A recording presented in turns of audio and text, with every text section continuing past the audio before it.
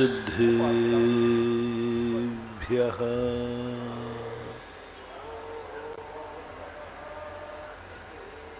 जय श्री ओम नमः सिद्धेभ्यः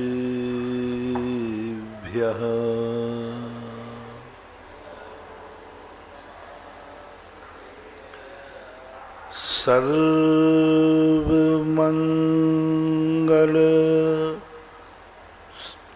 मांगल्यम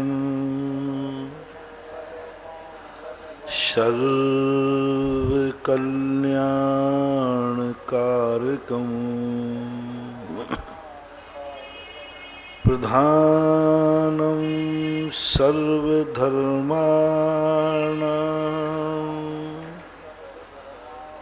जैनं जयतु शासनं जैनं जयतु शासनं जैनं जयतु शासनं। पंच परमेष्टि भगवान की, आचार्य श्री गुरुवर कुंद कुंद महाराज की, आचार्य श्री गुरुवर विद्यासागर महाराज की। जब वस्तु स्वचतुष्टय को लिए हुए है तो ये निमित्त नैमित्तिक चर्चाएं जैन आगम में क्यों कही गई? जब स्वयं का कार्य स्वयं में होता है तो निमित्त की क्या जरूरत है? क्योंकि निमित्त तो परद्रव्य तो नास्ति रूप है। अस्थि और नास्ति का जब चिंतन करो तो प्रत्येक वस्तु पर चतुष्टय की अपेक्षा से नास्ति है और स्व चतुष्टय की अपेक्षा से अस्थि है। जब वस्तु पर की अपेक्षा से है ही नहीं, उससे कोई लेना देना, नास्ति रूप है, निषेध रूप है, फिर निमित्त और उपादान की ये चर्चाएं बहुत गहन चिंतन मांगते हैं। एक और तो कह दिया आचार्यों ने, सर्वज्ञ भगवान ने, कि हर वस्तु अपने आप में पूर्ण है, संपूर्ण है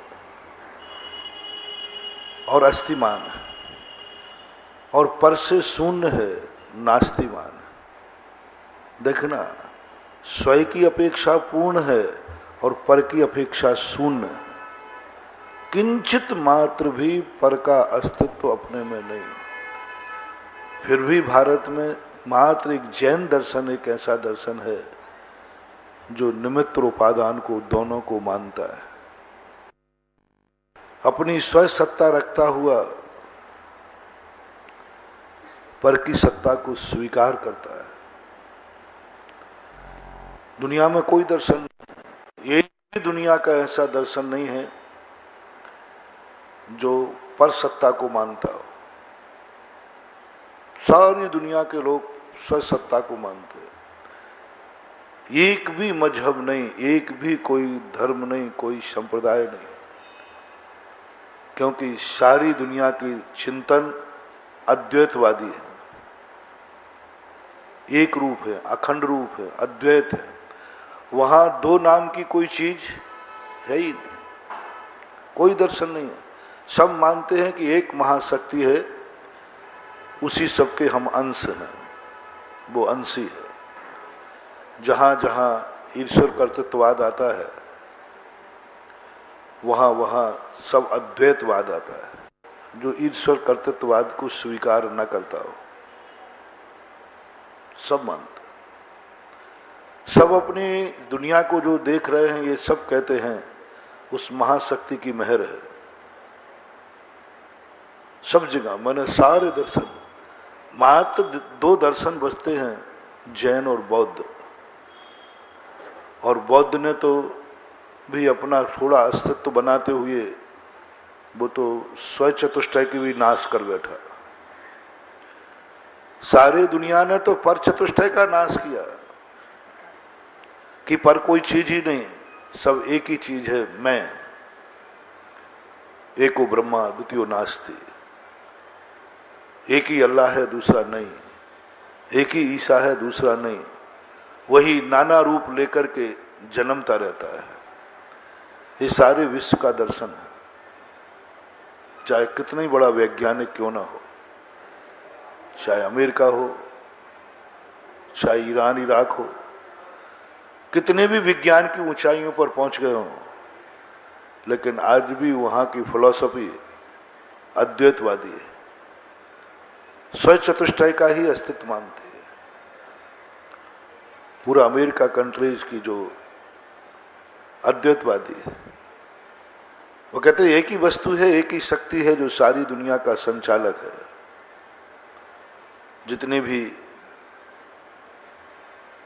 कंट्रीज हैं, मुस्लिम कंट्रीज, वो तो मानती ही हैं कि सारी दुनिया किसकी मेहर से है, और बाकी सब वेदांत पद्धतियां भी सब यही मानती हैं, पत्ता भी हिलेगा तो उस महाशक्ति के इशारे पर हिलेगा। तो उन्होंने तो कम से कम स्व चतुष्टय की रक्षा की, पर चतुष्टय को नकार दिया। लेकिन बौद्ध ने तो स्व चतुष्टय को भी मिटा दिया, पर को तो उसने दिया ही नहीं, पर तो है ही नहीं।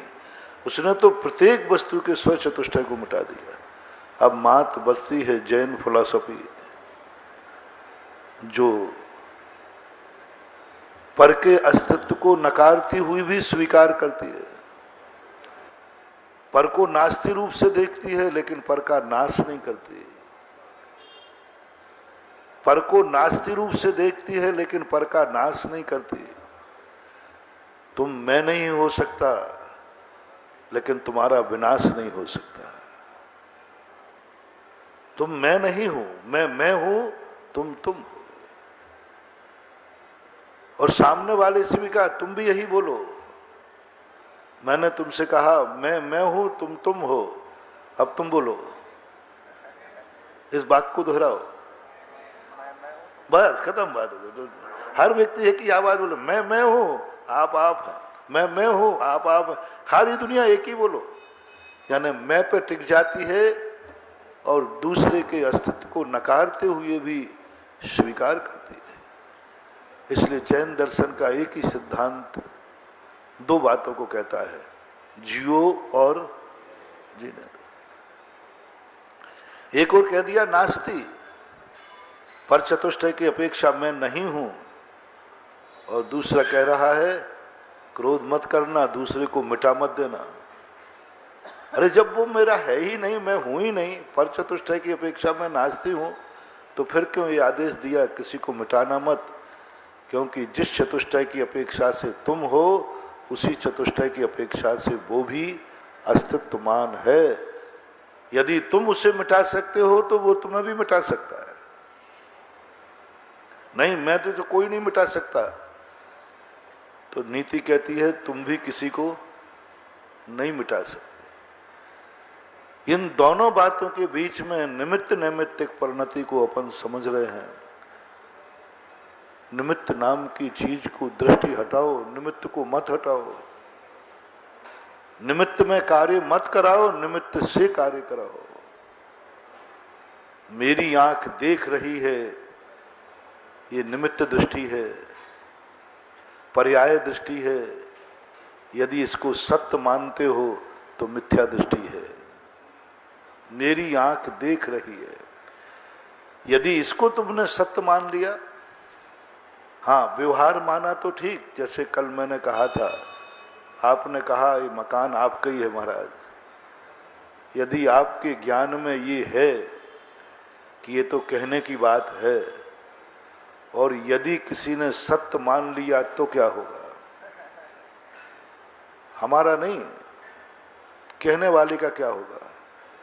एक मुनि को भ्रष्ट करने का पाप लगेगा। यदि आपने कह दिया ये मकान आपका ही है और इसको सत्य मान लिया जाए तो समझ लेना उसने एक मुनि को भ्रष्ट करने का पाप कर लिया। क्योंकि उसने क्या कह दिया महाराज का मकान है, कह दिया महाराज का है, खत्म बात हो गई, मेरा तो है ही नहीं। इसको दान का पुण्य लगेगा कि मुनिराज को भ्रष्ट होने का पुण्य लगेगा? बताओ सुख। अरे इतना बड़ा मकान महाराज को दे रहा है,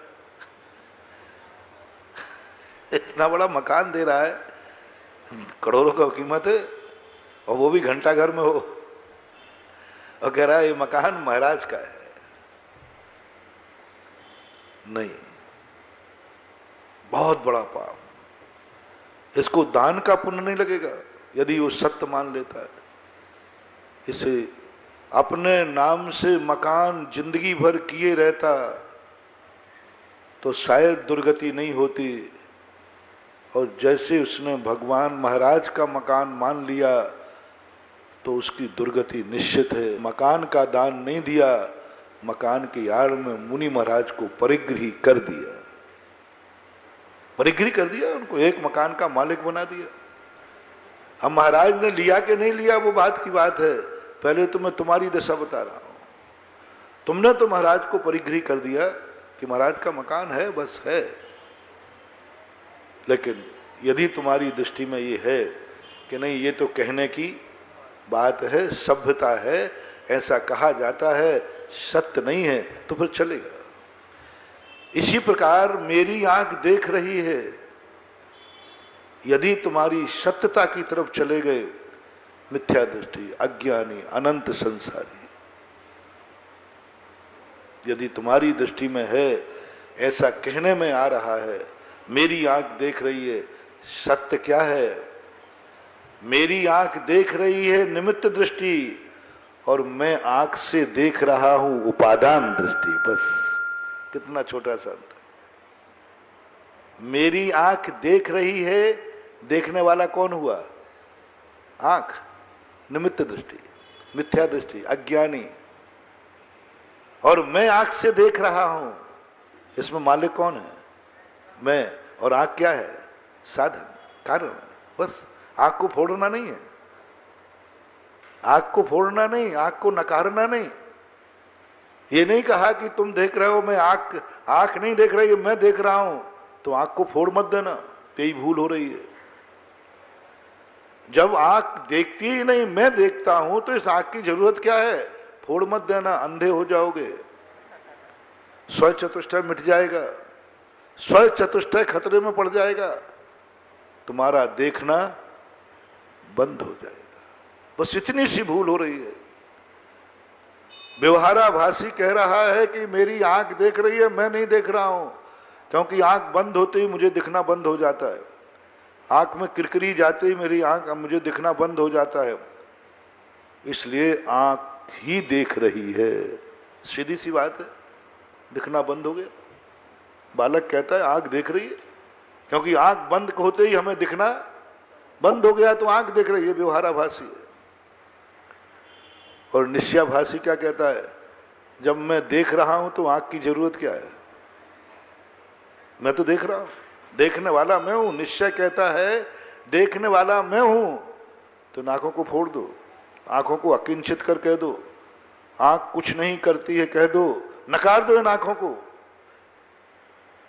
महानुभाव, समझना, बहुत सरल उदाहरण दिया है निमित्त और उपादान का, व्यवहाराभासी और निश्चयाभासी का, बहुत सरल उदाहरण है।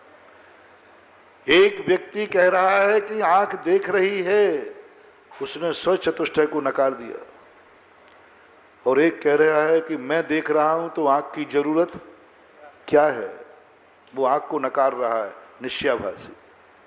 दोनों खतरे में। और सम्यक दृष्टि कहता है मैं आंख से देख रहा हूं, आंख नहीं देख रही है, आंख से मैं देख रहा हूं। अब बोलो, मैं आंख को नकारूंगा कि उपकारी मानूंगा? उपकारी मानू, उपादेय नहीं, उपकारी मानूंगा, क्योंकि आंख से मैं देख रहा हूं। आप कभी आंख के प्रति घृणा से नहीं भरेंगे, आप कभी भी आंख के प्रति सदा उपकारी भाव रखेंगे, सदा आपके मन में गांव के आंख के प्रति सम्मानी भाव रहेगा, क्योंकि तुम आंख से देख रहे हो। इतना सा सुधार यदि सारी दुनिया कर ले तो अपनी जैन समाज में से व्यवहाराभास और निश्चयाभास खत्म हो जाए। पंडित टोडरमल जी ने बार बार यही कहा कि तुम निश्चयाभासी, व्यवहाराभासी, उभयाभासी बनकर जी रहे हो, भली जैन कुल में जन्मे हो तो क्या हुआ। उभयाभासी भी मत बनो। किसी अपेक्षा से आंख देख रही है, किसी अपेक्षा से अपने आप को कारण मान लो, नहीं। आंख कभी देख ही नहीं सकती, आंख से देख सकती है। दर्पण कभी देखा नहीं जाता, दर्पण में देखा जाता है। निमित्त दृष्टि हटा दो, बस हटा दो उसको, और वहां कर्तृत्ववाद अब आएगा तो उपकारी भाव में आएगा। आप आंख को साफ करोगे, आंख को धोओगे, आपकी रक्षा करोगे, क्योंकि आपकी उपकारी है। हर क्रिया में पर में कभी कार्य होते ही नहीं, कोई कार्य नहीं करता। ये हवा पता नहीं कहां से चली, पर के करता धरता, ये तो मिथ्या दृष्टि का लक्षण है। पर में मिथ्या का अर्थ कल्पना, असत्य, झूठा। पर का कर्ता मैं हूं ही नहीं और पर मेरा कर्ता नहीं है। आंख मुझे दिखाती नहीं है, आंख मुझे दिखाती नहीं है। मैं देखता हूं तो आंख दिखाती है, और नहीं देखूं तो उस आंख का क्या कौन सा करता रहता है। वो तो बेचारी हमारा उपकार करती है, आंख दिखाती नहीं। तुम देखो, आंख की क्या औकात है। वो तो साधन है, वो तो करण है, वो तो नौकर है, वो तो दास है। दास की क्या औकात कि तुमसे कहे कि तुम देखो। दास का काम तो है मालिक जब कार्य करे तो उसमें सहयोग करना। ड्राइवर की क्या औकात कि तुम गाड़ी में बैठो। मालिक गाड़ी में बैठेगा तो ड्राइवर गाड़ी, आंख की औकात नहीं है कि वो तुम्हें दिखा दे। जब अपन देखते हैं तो आंख कहती है मैं तुम्हारी सेवा में तैयार हूं, मैं तुम्हें दिखाऊंगी। नौकर हैं, इनको करण कहते हैं हमारी शास्त्रीय भाषा में। करण का अर्थ होता है साधन, नौकर। लेकिन नौकर के प्रति भी उपकारी भाव आना चाहिए। निमित्त दृष्टि जाएगी जब जब तुम्हारी। अभी हमने गुणोदय में एक बहुत अच्छी बात कही थी, क्यों लोगों की दृष्टि हर क्रिया में पर लोगों को अहिंसा धर्म में दिखने लगा। पर को बचाना ये मिथ्यात्व है, ऐसा भाव मिथ्यात्व है, मोह है, मोहिनी कर्म है। जो मैं जीव को बचाऊं, मैं पानी छान के पीऊं, मैं भगवान की पूजा करूं, मैं माला फेरूं, ये सब पर प्रत्यय है, सब पर रूप है, ये पर के कार्य है। जब मैंने सोचा कि बात तो सही कह रहे हैं, क्या जिंदगी में भगवान की सेवा के लिए कोई भगवान का नौकर हूं क्या, भगवान का कोई दास हूं क्या, भगवान कोई हमें नौकरी देते हैं क्या। मैं क्यों करूं उनकी सेवा। उनकी जय बोलो साहब, कोई जाट और भाट हूं क्या जय बोलूं क्या। हाँ, जय बुलवाना है तो एक थोड़ा जाट और भाट लगा दो ना, वो दिन भर बोलेगा जय। तुम तो ये कह दो, अपन कितने बार बोलते हैं, एक बार दो बार, और एक वेतन भोगी नौकर लगा दो, तुझे दिन भर बोलना है शांतिनाथ भगवान की जय हो, छंद पर बोलो। वो कितनी देर जय बोलेगा, अपन से 100 गुनी ज्यादा जय बोलेगा, क्योंकि उसकी ड्यूटी ही हाँ राजाओं के जाट और भाट रहते। हम जाट और भाट नहीं है भगवान की जय बोलने के लिए, उनकी सेवा करने के लिए हमारे यहाँ दास का शब्द का प्रयोग नहीं किया। हम दास नहीं है, बहुत बड़ी बात है। कैसे कह दिया कि पर चतुष्टय में काम हो रहा है, होते ही नहीं कहीं। हम भगवान की पूजा करते ही नहीं है, कहने में आता है। जैसे वो मकान महाराज का नहीं है, आप कहने में आता है। इसी प्रकार भगवान की जैन दर्शन में पूजा है ही नहीं, कहने में आता है। जैसे महाराज का मकान है ये झूठा है, ऐसे ही तुम महाराज को आहार देते हो ये झूठा है।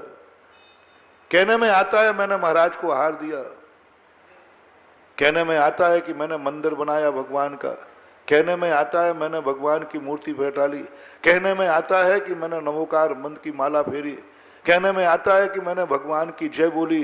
पापा से पूछा तुमने क्या किया?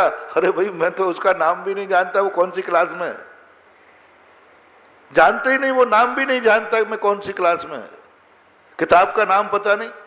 तो बेटा ने तो इंटरव्यू दिया, भैया ये बेटे ही जाने। अपन सत्य खोजते हैं, पिता वो कह रहा है नहीं पिताजी ने सब कुछ किया, उन्हीं कृपा से पास हुआ है। और अब सत्य खोजो, सत्य क्या है? पिताजी की कृपा से पास हुआ कि पढ़ाई से है? पढ़ाई से। लेकिन सभ्यता क्या बोलती है? उनको थोप देना। एक ऐसे ही बालक था, उसने अपने पिताजी से पास हुआ कि पापा मैं आपकी कृपा से पास हो गया, सब आपकी कृपा है, आपकी मेहरबानी है, ऐसा कह दिया उसने। दूसरा दोस्त था, और जैसे उसने कहा सब लोगों ने कहा क्या बालक है, हो क्या अच्छा बालक है, देखो स्वयं ने पढ़ाई की और नाम किसका रख दिया? पिताजी का। हो ऐसे ये है सपूतों के लक्षण। देखना झूठ बोल रहा है और सपूतों के लक्षण। संसार कैसा है? 100% झूठ बोल रहा है। पिताजी को स्कूल का नाम पता नहीं, क्लास का नाम पता नहीं, किताब का नाम पता नहीं, कुछ नहीं, और उसने कभी भाव भी नहीं किए। 100% झूठ बोल रहा है और सारी दुनिया कह रही है ओहो कैसा सपूत है, धन्य है, ऐसे सब पिताओं के बेटे हों। स्वयं ने मेहनत की और खाते किसके डाल दिया? मेहनत स्वयं ने की। तो ऐसा एक उसका दूसरा दोस्त था, वो कहता है, 3 दोस्त बता रहा हूं, उसने कहा कि इसने जो कुछ भी किया सब पिताजी के खाते डाल दिया, तो चारों तरफ प्रशंसा हो रही है, चारों तरफ सब लोग कह रहे ऐसा सपूत है। और वो घर गया, वो पास हुआ था, ये फेल हुआ, बस उसने तो सीधी नकल की थी। बोले क्या हुआ बेटा? बोले फेल हो गया। बोले कैसे? सब आपकी कृपा है पिताजी, आपकी कृपा है, सब आपकी महिमा है। आप अब वो और जो पिताजी उठाया डंडा, बोले मेरी कृपा है, फेल हो गया, मर गया फीस दे दे करके। अब बताओ भाई दोनों में से सत्य क्या है? एक प्रशंसा हो रही है और एक की फेल हो गया, और पिता के खाते डालो तो निंदा कपूत, और पास हो जाए तो पिता के खाते डालो तो सपूत, और ना पिता ने फेल किया है और ना पिता ने पास किया है। सत्य क्या है? दो में से एक सत्य बताओ क्या है? ठीक है पिताजी ने फेल नहीं किया तो पिताजी ने पास भी तो नहीं किया, दोनों झूठे हैं। एक झूठ को आप क्यों स्वीकार कर रहे हैं और एक झूठ को क्यों नकार रहे हैं? ये दुनिया की रीति नीति और बालक को समझ में नहीं आ रही है। वो कहता मैंने क्या गलती की पापा, मेरे ही दोस्त ने भी यही कहा था और मैंने तो और ज्यादा पैर छू के कहा, मैंने तो पैर छू के कहा और मुझे डंडे पड़ रहे। दोनों में से गलत क्या है? और दोनों झूठ है। एक झूठ को दुनिया स्वीकार कर रही है, एक झूठ बोलने पर दुनिया कह रही है सपूत है, और एक झूठ बोला तो कपूत है। ये कैसी दुनिया है? कबीरदास से दुनिया की रीतियां समझ नहीं पाए तो उन्होंने तो एक दो ही लिख दिया, ये दुनिया मुझे समझ में नहीं आती, रंगी को नारंगी कहे, तत्व मिले तो खोया, चलती को गाड़ी कहे और देख कबीरा रोया। वो तो रोने बैठ गए, मैं क्या करूं? दोनों बालक पहुंच गए, कबीरदास बताओ मैंने कौन सा पाप किया, पापा ने मुझे मारा है, इसने भी झूठ बोला मैंने। तो उन्होंने कहा बेटा तूने गलत बोल दिया, पापा किसी को फेल करते हैं क्या? तो इसके बाप ने कौन सा इसको पास कर दिया? कॉपी इसके बाप ने जांची थी क्या? अब इसको शब्दों की भाषा में नहीं समझा पाओगे, शब्दों की भाषा नहीं है ये, अंतर चेतना की भाषा है, अंदर भावना की भाषा है, अंदर उपादान की भाषा है, अर्तना निमित्त की भाषा है। वो भाषा शब्दों से बहुत अतीत है। दोनों झूठे हैं, एक सत्य है। बस यही तो चल रहा है अपने यहाँ, यही बस दी सेम। जब तुमने अच्छे कार्य करो, तब किसी ने पूछा, उसने पिताजी का नाम लिया, गुरु भक्त क्या कहेगा? बोले कैसे हो गए बेटा पास? अरे सब गुरु की कृपा है। और गुरु को तो भक्त का नाम ही पता नहीं है, कौन भक्त है। बोले महाराज जी आपकी कृपा से बहुत अच्छे नंबर लाया, मैं उसी के मुख से सुनने आया। अरे मैंने कि भाई मुझे तो उसका नाम भी पता नहीं है। अब देखो सब ने बहुत अच्छा किया, देखो अपनी कार्य और गुरु के खाते छोड़ रहा है, और दूसरे का कार्य बिगड़ गया तो उसने भी यही रट लिया। उसकी दुकान चली नहीं, दिवालिया हो गया, फेल हो गया। बोले क्या बात हो गई भाई, कैसे हो गया दिवालिया, कैसे हो गया फेल? बोले सब गुरु की कृपा है। दोनों भक्त हैं गुरु के, दोनों एक ही भाषा बोल रहे हैं। हमारी पिटाई होगी, अशुभ कर्मों का बंद होगा, पाप कर्मों का बंद हो गया। कभी बुरे कार्यों का इल्जाम बड़ों पर नहीं लगाया जाता, और अच्छे कार्यों का इल्जाम बड़ों पर लगाना ही चाहिए। अच्छे कार्य बड़े कुछ भी नहीं कर, ना तो बड़े बुरा करते हैं ना अच्छा करते हैं। जैसे हमारे भगवान ना किसी का अच्छा करते हैं ना बुरा करते हैं, ये बिल्कुल ध्रुव सत्य है। तो तुम उद्दंड मत बन जाना। तीसरा व्यक्ति कहता है कि भैया पास हो गए क्या? बोले हाँ हो गए। बोले किसकी कृपा पे? अपनी दम पर, दम पे दम पर अकड़ता है। जब अपनी दम आती है तो निश्चित रूप से गर्दन नहीं होगी। कैसे पास हुए? बोले अपनी दम पर। मैंने पढ़ा है, 18 घंटे पढ़ा है, मेहनत की है, दिन रात एक किया है, मैं अपनी दम पर हुआ हूं। बिल्कुल हाथ ऐसे आएंगे, अपनी दम आएगी। इसकी चारों तरफ निंदा हुई, चारों तरफ लोग बड़ा अहंकारी है, गिरेगा, मरेगा, वे गिरेगा। ये सब कुछ अपने खाते डाल रहा है। संसार में 3 प्रकार के लोग हैं, तीनों मिथ्या दृष्टि, तीनों अज्ञानी। सत्य बोलने वाला अज्ञानी मूर्ख संसार में जीने लायक नहीं है। 2 झूठा एक सत्य, 2 झूठा और एक सत्य, और इसकी दोनों की निंदा हुई। पिताजी ने भी मुख मोड़ लिया, भैया उससे बात मत करो, वो किसी को मानने को तैयार नहीं। बस यही आज हमारी समाज में चल रहे हैं। एक वो बेटे हैं जो अपने सारे पापों का, अपने सारे फैल का, सारे बुरे कर्मों का जब भी ठोकर लगती है तो कहते हैं पता नहीं भगवान की क्या मर्जी है, आजकल भगवान रूठ गया है। कई लोग तो मेरे मुंह पे आके कहते महाराज जी आजकल आपका आशीर्वाद थोड़ा कम हो गया। कहता हूँ, सुनता हूँ, महाराज आपका आशीर्वाद कम हो गया है, अच्छे से दो आना आशीर्वाद। अब बोलो, पहला आशीर्वाद मैंने बुरे से दिया था, और बुरे से आशीर्वाद दे तो साधु काहे का, और अब अच्छे से दूं तो इसका अर्थ पहले बुरा था, अब मैं बोल ही नहीं पाता, फिर मैं आशीर्वाद दे ही नहीं पाता।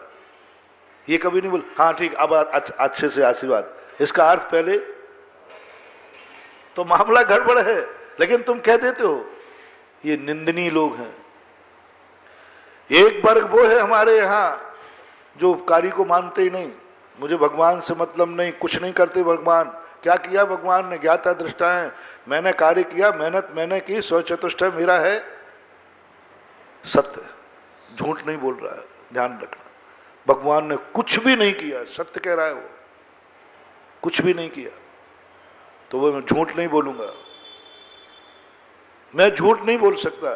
जब भगवान ने कुछ नहीं किया है तो नहीं किया। मैं तो कहूंगा दुनिया में भगवान ने कुछ नहीं किया, गुरु ने कुछ नहीं किया, पिता ने कुछ नहीं किया, जो किया सब मैंने किया। आपके गिरने के दिन आ गए, डाउनफॉल। आप इस संसार में ठोकर खाएंगे, आप संसार में ऐसे आंसू बहेंगे कि आपको पहुंचने वाला नहीं मिलेगा, पहुंचने वाला कोई नहीं मिलेगा आंसू, क्योंकि आपने सत्य बोलना सीख लिया है। आपने सत्य बोलना सीख लिया है। संसार में जीने वाले लोग सत्य बोलना ना सीखें। सत्य बोलना सीखना है तो संसार छोड़ देना। अपनी आत्मा में लीन हो जाना। आंख भी मत खोलना, कान भी मत खोलना, मुंह भी मत खोलना, पैरों से चलना नहीं, हाथ चलाना नहीं, यहाँ तक भी श्वास लेना नहीं। सावधान। यदि सत्य बोलना सीखना है तो श्वास भी मत लेना, आंख भी मत खोलना, कुछ नहीं, स्तब्ध अप्पा अप्पा में रहो, अप्पा अप्पा में रहो। और यदि आंख खोलना है, श्वास लेना है तो झूठ बोलना सीखो। सत्य से संसार नहीं चलता, सत्य से मोक्ष चलता है। और तुम कहां हो अभी? जल्दी बोलो। पदम जी कहीं सिद्धालय में तो नहीं बैठे? नहीं, जब मैं ही नहीं बैठा है तो अभी तो नहीं है। कहां बैठे हैं अपन? संसार। और संसार में जीना भी है कि नहीं? श्वास भी लेना है, आंख भी खोलना है, हाथ पैर भी चलाना है। और सत्य कहता है तुम मेरे बल पर संसार में रह ही नहीं सकते।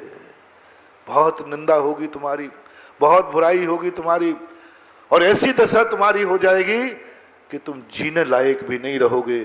जिस दिन तुम सत्य बोलने का सत्य स्वीकार कर लोगे तो झूठ बोलना सीखो।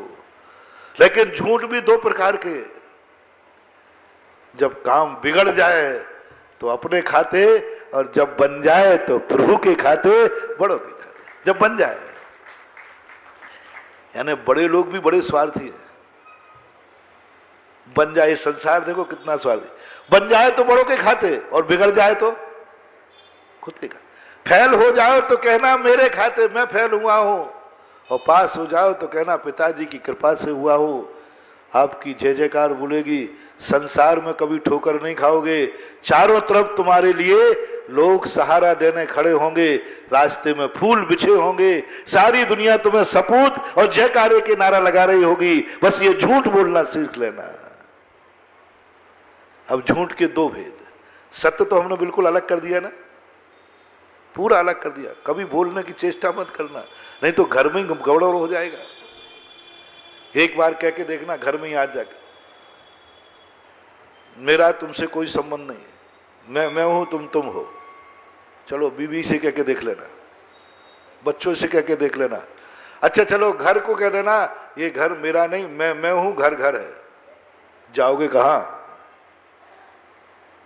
नहीं जी पाओगे। बहुत जैन दर्शन कहता है सत्यमपि विपदे। जिस सत्य से तुम्हारी जिंदगी खतरे में पड़ जाए उस सत्य को मत बोलना। जिस सत्य से तुम्हारा चतुष्टय खतरे में पड़ जाए वो सत्य मत बोलना। जिससे तुम्हारे की जिंदगी खतरे में पड़ जाए वो सत्य मत बोलना। जिसके दूसरे की जिंदगी खतरे में पड़ जाए वो सत्य भी नहीं बोलना। हमारे सत्य बोलने से दूसरे की जिंदगी खतरे में पड़ जाए तो वो सत्य बोलना चाहिए या नहीं? नहीं बोलना चाहिए। पर चतुष्टय नास्ती है, लेकिन मैं ऐसा सत्य नहीं बोलूंगा कि दूसरे की जिंदगी खतरे में पड़ जाए। हाँ, ऐसा सत्य भी नहीं बोलूंगा कि मेरी जिंदगी भी खतरे में पड़ जाए। मुझे भी तो अपना धर्म बचाना है, मुझे भी धर्म बचाना है। यह है सभ्यता। यदि हमने इतना सीख लिया कि हम मानते हैं सब कुछ मैंने किया, लेकिन अच्छा होगा, हम भगवान के खाते डालेंगे, गुरु के खाते डालेंगे, अपने पिताजी के खाते डालेंगे।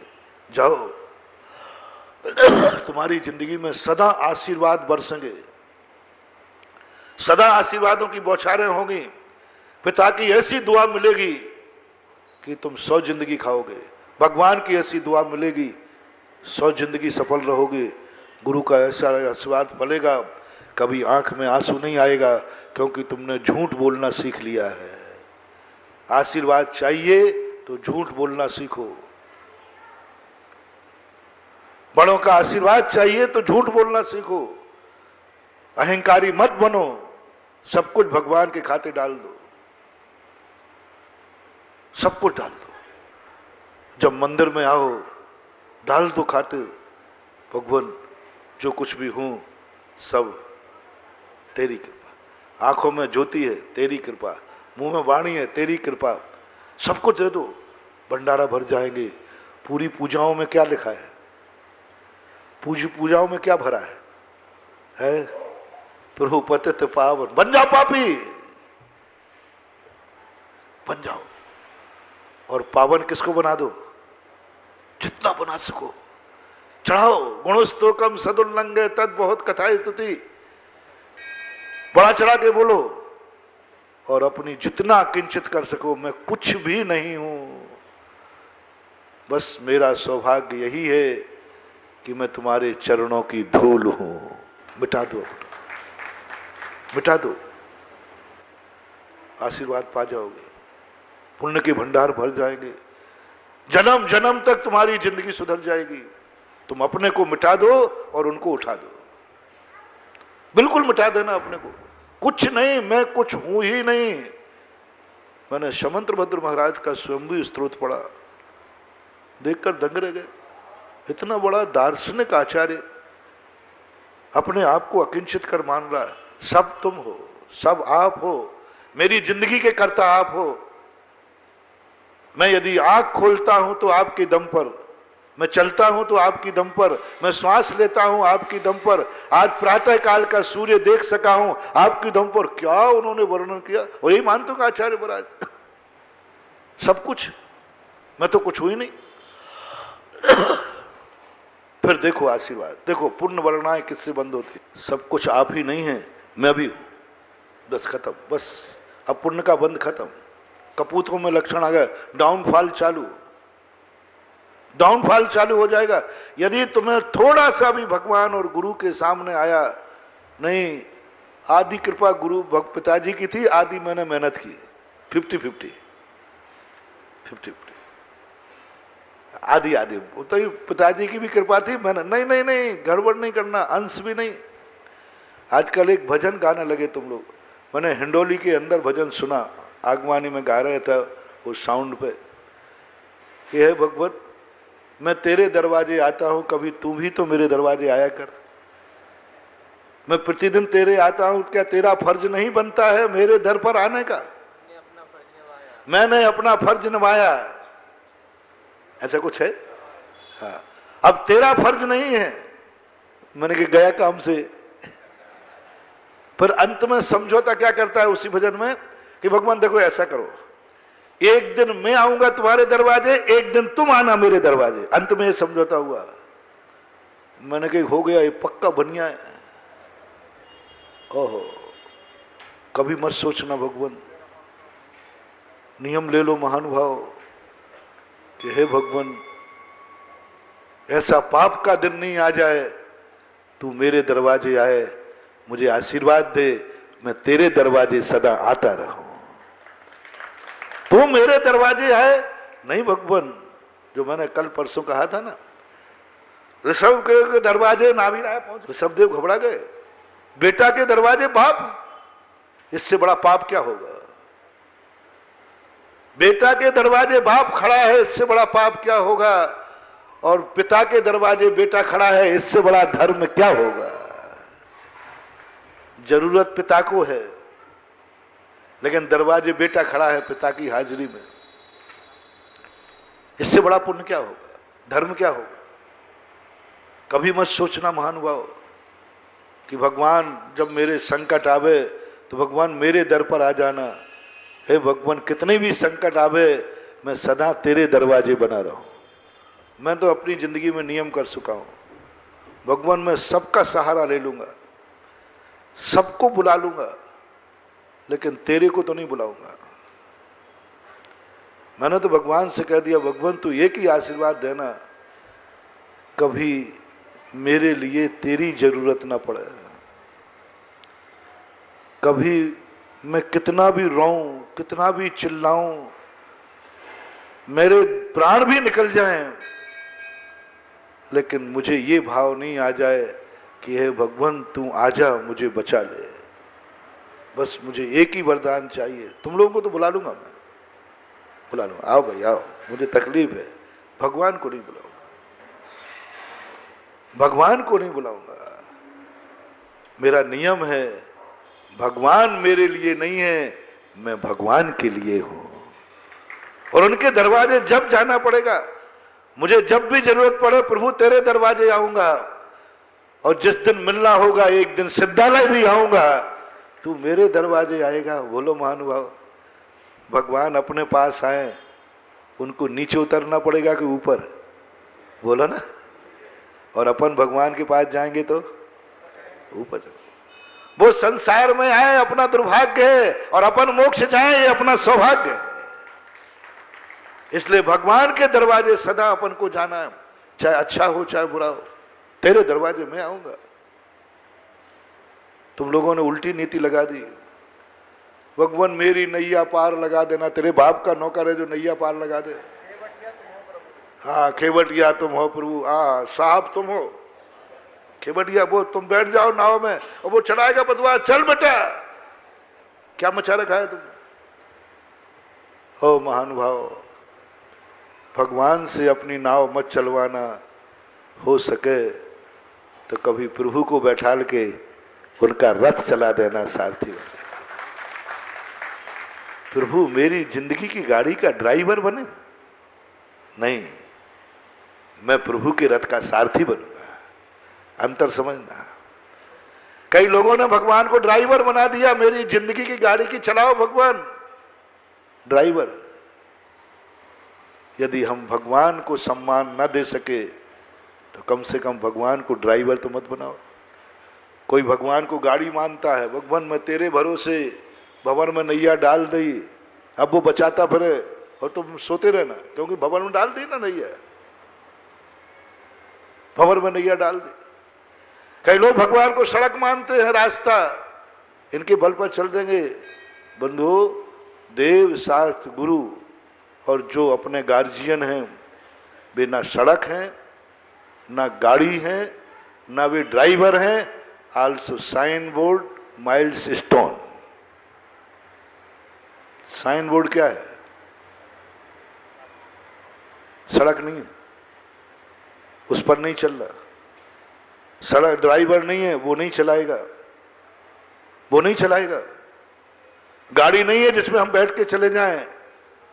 हमारे महापुरुष एक साइन बोर्ड है, एक माइल्स स्टोन है, जो इतना बताते हैं, ये रास्ता इधर गया, ये रास्ता इधर गया।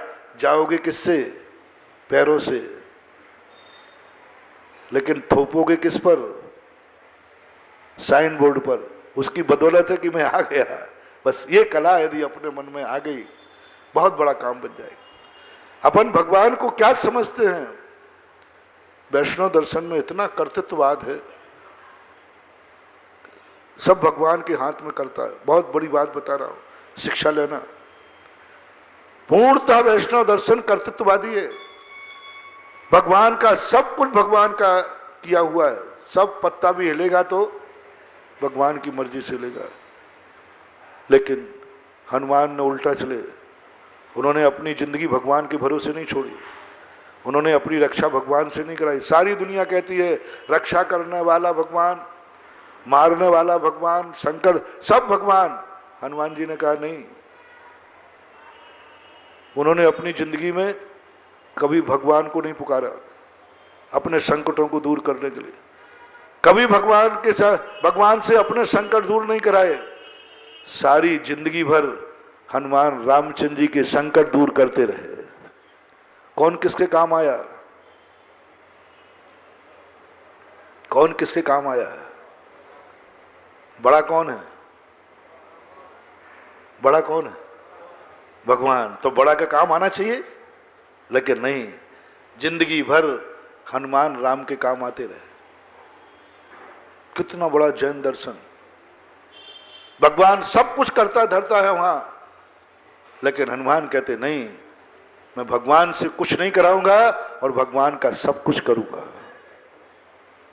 कभी नहीं पुकारा भगवान मेरे संकट में आओ, और जब जब भगवान को जरूरत पड़ी हनुमान वहां खड़े हो गए, उपस्थित हो गए।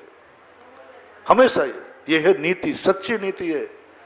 लोगों ने भगवान को बॉडीगार्ड बना रखा है, मेरी रक्षा करो भगवान। हाँ, तेरे बाप के बॉडीगार्ड है ब्लैक कमांडो जो रक्षा करे।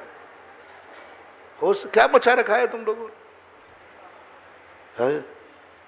भगवान बचाओ। अरे भाई बताओ, ब्लैक कमांडो बड़ा है कि राष्ट्रपति? राष्ट्रपति। और जब सामने संकट आए तो ब्लैक कमांडो पीछे, जो राष्ट्रपति सरकार बचाओ। कि ब्लैक कमांडो कहता है सरकार बचो। समझो बात को, ब्लैक कमांडो यदि सही है तो संकट आने पर वो राष्ट्रपति के पीछे छुपेगा सरकार बचाओ, या सही होगा तो ये कहेगा सरकार बचो पीछे आ जाओ। बोलो ना, सरकार बचो पीछे आ जाओ संकट है, बस सरकार बचो संकट है। और तुम क्या कर रहे हो मेरे प्यारे ब्लैक कमांडो? संकट आ जाए तो गुरुदेव बचाओ, भगवान बचाओ, नमोकार मंत्र बचाओ, धर्म बचाओ, मंदिर बचाओ, सारे दुनिया छुपते फिरते हो परिक्रमा में, भगवान बचाओ। नहीं महानुभाव, जब संकट आए तो कहो भगवान बचो, गुरुदेव बचो। जैन दर्शन में एक अभय दान की कहानी आती है, बहुत बहुत मार्मिक कहानी, इसी से जुड़ी हुई है, हनुमान जैसी जुड़ी हुई है। जैसे हनुमान ने कभी नहीं कहा कि भगवान बचाओ, उन्होंने कहा भगवान बचो। जब जब संकट आया हनुमान सामने खड़े होगा, भगवान बचो पीछे आ जाओ। युद्ध में भी देखो, रामायण का युद्ध पढ़ो, कितने बार हनुमान सामने आ गए, प्रभु बचो बचो पीछे आओ, बचाया। एक बार भी ये नहीं कहा हनुमान जी ने रामचंद्र जी से। पूरी रामायण पढ़ ली मैंने, जैन दर्शन वैष्णव कि रामचंद्र जी बचाओ। बचो तो बहुत बार आया, प्रभु आप बचो, लेकिन कभी ये नहीं कहा कि रामचंद्र प्रभु मुझे बचाओ, मैं संकट में हूं। हनुमान ने तो नहीं कहा। इसलिए हनुमान संकट मोचक इसलिए नहीं थे कि वो दूसरों के संकट दूर करते थे, वो संकट मोचक इसलिए थे कि वो भगवान के संकट दूर करते थे। अंतर समझना। और दुनिया ने क्या मान लिया, हनुमान भक्तों के संकट दूर करते हैं। नहीं, हनुमान भगवान के संकट दूर करते हैं, वो है भक्ति। तो मैं अभय दान की बात कर रहा था। एक छोटा सा जानवर है, निकृष्ट जानवर है सूकर। शेर सामने आ गया, महाराज सामने बैठे, शेर के देखते ही सूकर की जिंदगी खतरे में, उसको भागना चाहिए, देखते ही भागना चाहिए, महाराज के पीछे छुप जाना चाहिए, गुरुदेव बचाओ। नहीं, गुरुदेव बचो। एक सूकर की बात कर रहा हूं, गुरुदेव बचो। सामने आके खड़ा हो गया। शेर कहता तू कौन है? बोले मैं इनका भक्त हूं। तेरी रक्षा कौन करेगा? बोले कोई नहीं। देख ले, तेरे गुरु भी तेरी रक्षा नहीं कर पाएंगे। बोले मैं गुरु से रक्षा करवाता भी नहीं। कहो तू हट जा सामने से मेरे। बोले नहीं, मैं इनका बॉडीगार्ड हूं, ये मेरी रक्षा नहीं करेंगे, मैं इनकी रक्षा करूंगा। ये मेरी रक्षा नहीं करेंगे, मैं इनकी रक्षा करूंगा। मैं इनका रक्षक हूं, ये मेरे रक्षक नहीं है, ये मेरे बॉस हैं, मेरे भगवान है, मेरे शास्ता हैं, ये मेरे मालिक हैं। मालिक मेरी रक्षा नहीं करेगा, मैं मालिक की रक्षा करूंगा। गजब, क्या भाव उस सूकर के अंदर। शेर ने झपटा मारा, एक बार भी महाराज को नहीं पुकारा, गुरुदेव बचाओ, आपका भक्त हूं। और पक्का भक्त था, सम्यक दृष्टि लिया है उसको। उस सूकर को देशवृत्ति कहा है। पंचम गुणस्थान वर्ती था, चौथे गुणस्थान सम्यक दर्शन था। सम्यक दृष्टि कोई जीव महाराज का भक्त माना जाएगा कि नहीं? माना जाएगा। एक बार भी नहीं कहा, एक बार भी भाव नहीं आया, जिस गुरु के लिए मैं मर रहा हूं वो हाथ पे हाथ रखे बैठा है और महाराज देख भी रहे। ऐसी बात नहीं कि महाराज को विकल्प नहीं आ रहा हो। चिल्ला चोट तो हुई थी, झगड़ा। कैसे गुरु है, कैसे चेला है? गुरु देख रहे हैं। समझना महानुभाव, जैन दर्शन को समझना। गुरु देख रहे हैं, गुरु के लिए मर रहा है। यदि वो सूकर नहीं आता तो गुरु निपट गए होते अभी तक एक पंजे में। शेर ने तो संकल्प कर ही लिया था कि मुझे महाराज को मारना, छलांगी लगा दी थी उसने, मर जाते। अब गुरु का कर्तव्य क्या है? कम से कम एक माला तो फेर ले वे, थोड़ा तो भाव करे उसको बचाने को, एक हाथ उठा के पत्थर तो मार दे, कुछ तो करे। कर महाराज कह रहे करना चाहिए। हाँ अपन तो कर देंगे, अपन तो सेकंड नंबर के महाराज हैं, लेकिन हम फर्स्ट नंबर के महाराजों की बात कर रहा हूं। फर्स्ट नंबर के महाराज जो बहुत देख रहे, भक्त पिट रहा है, भक्त मर रहा है, भक्त खूना खून हो रहा है, इनमें हम दोनों चीजों के लिए अपने ऊपर लगाएं। कम से कम यहां गुरु को कुछ करना चाहिए, पर कुछ नहीं किया। आंख खुली थी, जैसे ही उनके पास में आया आंख बंद और कर ली, ध्यान में चले गए। कोई बचाव नहीं, भक्त के प्रति कोई भाव नहीं, कुछ भी नहीं, ध्यान में और चले गए। इधर सूकर को कम से कम एक बार तो कहना चाहिए, महाराज बचाओ, अंतिम समय है, बस अंतिम समय है, बस मैं मरने वाला हूं, एक बार तो पुकार ले। नहीं, मर गया। अरे उठ के नमोकार मन सुना देते, थोड़ा तो कुछ तो कर लेते। मर गया बेचारा। किसके लिए? चाहता तो सूकर बच सकता था, क्योंकि शेर ने तो सूकर को देखा भी नहीं था, उसको मारने का भाव भी नहीं किया था। चाहता तो सूकर बच सकता था, छुप जाता, झाड़ी में छुप जाता, दौड़ लगा के भाग जाता, छुप सकता था, पूरा 100% छुप सकता था। महाराज के लिए मरा और महाराज ने बचाया नहीं। सोचो कभी ऐसा हो तो आप लोग और अब अपन लोग तो उतरे हैं।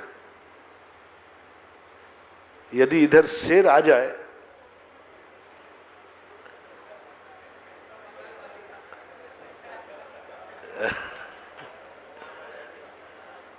है मत बोलो, जो है सो है, महावीर की जय। क्या है अपनी औकात, ये उदाहरण सुना करके सब लोग अपनी अपनी गिरेबान झांको, अपनी औकात झांको। जो मुनि भक्ति का डिंडोरा पीटते हो, भगवान भक्ति का डिंडोरा पीटते हो, सम्यक दृष्टि होने का डिंडोरा पीटते हो, धर्मात्मा होने का डिंडोरा पीटते हो, देखो कितने नंबर ले पाओगे, कितने नंबर ले पाओगे, देख लो, ध्यान रख लो। बच सकते हो, लेकिन भगवान और गुरु को बचाने के लिए मरना पड़ेगा, और नहीं बचाओगे तो बच जाओगे। महाराज मरे तो मरे, भगवान मरे तो मरे, क्या परिणाम जागेगा? धन्य मान रहा है। एक बार भी भाव नहीं आया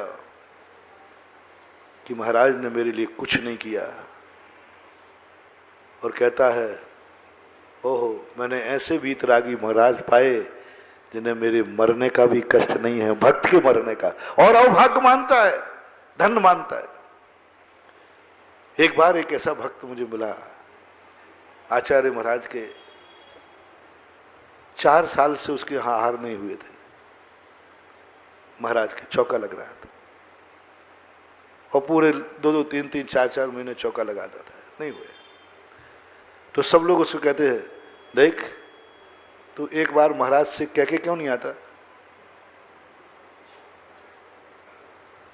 बोले मैं तो नहीं कहूंगा, यदि मेरे कहने पर महाराज आ गए तो ये पाप मैं कहां धोऊंगा। ओहो मेरी साक्षात बात हुई। मैंने कहा भाई तू नहीं कहेगा। मैं जब पूज्यवर के चरणों में था तो मैंने कहा ऐसा कर, तू नहीं कहता, मैं कहूंगा आचार्य से कि आचार्य जी एक भगत 4 साल से चौका लगा रहा है, थोड़ी उसने मेरे पैर पकड़ लिए। बोले गुरुदेव इतना पापी मत बनाओ मुझे, इतना पापी मत बनाओ मुझे, मैं ये पाप कहाँ काटूंगा? महाराज का आहार नहीं हो रहा है, ये पाप नहीं है, लेकिन मैं सिफारिश से महाराज को नहीं बुलाऊंगा, क्योंकि मुझे यही गर्व है कि मेरा गुरु इतना वीतरागी है कि 4 साल के भक्त पर भी राग नहीं आ रहा है। सोच देखो, सोच देखो उसका, कि मुझे यही गर्व है, मैं 100 जन्म तक भी चौका लगाऊंगा, महाराज नहीं आएंगे तो मेरी विशुद्धि में कमी नहीं आएगी। मुझे एक ही बात का गर्व रहेगा, मेरा गुरु इतना वीतरागी है कि भक्त से भी राग नहीं है, उसको ये भी नहीं पड़ी, मुझे यही गर्व है। महाराज आगे निकल जाते देख के मैं उनको 100 बार नमोस्तु करता हूं पीठ पीछे, स्वभार नमोस्तु करता है। धन्य है मुझे ऐसे गुरु मिले जिनको कोई करुणा नहीं, दया नहीं, राग नहीं, मोह नहीं। क्या गजब का उसने मुझे उपदेश दिया, मेरी हिम्मत नहीं हुई कहने की। मैंने कि मेरे गुरु इतने वीतरागी नहीं है, तुम जाकर कहोगे या हम लोग कहेंगे तो वो पसीज जाएंगे और 2-4 दिन में हार हो जाएंगे, तेरा कल्याण हो जाएगा। तत्व दृष्टि नहीं, नहीं, मेरे गर्व को मत नष्ट करो। मुझे हर व्यक्ति से ही कहता, मुझे गर्व है कि मैंने ऐसे गुरु पाए जिन्हें भक्त से भी राग नहीं है। अब बोलो, और तुम्हारा चौका होता तो कह देना महाराज से 8 दिन हो गए 8 दिन हो गए, एक आध दिन और देखता हूं, यदि नहीं आए तो फिर आज के बाद चौका लगाना बंद। बारे वाह गुंडे, धमकी दे रहा है। वो सुकर कहता है, धन्य है मेरे महाराज जो इतने वीतरागी, इतना आत्मस्थ, कोई खबर ही नहीं है, मर गया। बताओ, मरते समय उसने दुर्भाग्य मान के मरा कि सौभाग्य मान के मरा है? 5वें स्वर्ग में गया, 5वें स्वर्ग में जाके जन्म लिया। बोलो, गुरु तुम्हें बचावे, भक्त किस लिए, तुमने गुरु किस लिए बनाया ये बता दो। महाराज, आप जब कोई काम नहीं आता तब बाबा काम आते हैं। समझ रहा हूं, सब समझ रहा हूं, ऐसा बुद्धू नहीं हूं मैं। मंदिर क्यों आते हो? अरे महाराज जी, घरों कभी संकट आ जाए तो बाबा काम आते। उल्टा बोलो रे, मंदिर क्यों आते हो? कभी प्रभु पर संकट आ जाए तो मैं काम आ जाऊं। गुरु किस लिए बनाया है? कि मैं गुरु के काम आ जाऊं। गुरु मेरे रक्षक नहीं है, मैं गुरु का रक्षक हूं। गुरु मेरे बॉडीगार्ड नहीं है, मैं गुरु का बॉडीगार्ड हूं। धर्म मेरा बॉडीगार्ड नहीं है, मैं धर्म का बॉडीगार्ड। भगवान मेरे बॉडीगार्ड नहीं है, मैं भगवान का बॉडीगार्ड हूं। भगवान मेरी गाड़ी नहीं चलाएंगे, मैं भगवान का रथ चलाऊंगा। भगवान के कंधे पर बैठकर नहीं चलूंगा, भगवान को अपने सिर पर बैठाल के ले जाऊंगा। भगवान मेरे सिर पर बैठेंगे, मैं भगवान के कंधे पर बैठ के नहीं चलूंगा।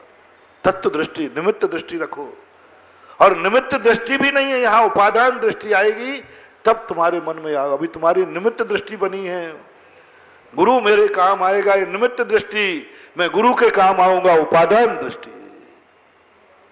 धर्म मेरा उपकार करेगा, धर्म मेरा उपकार करेगा, निमित्त दृष्टि, मैं धर्म पर उपकार करूंगा, ये उपादान दृष्टि।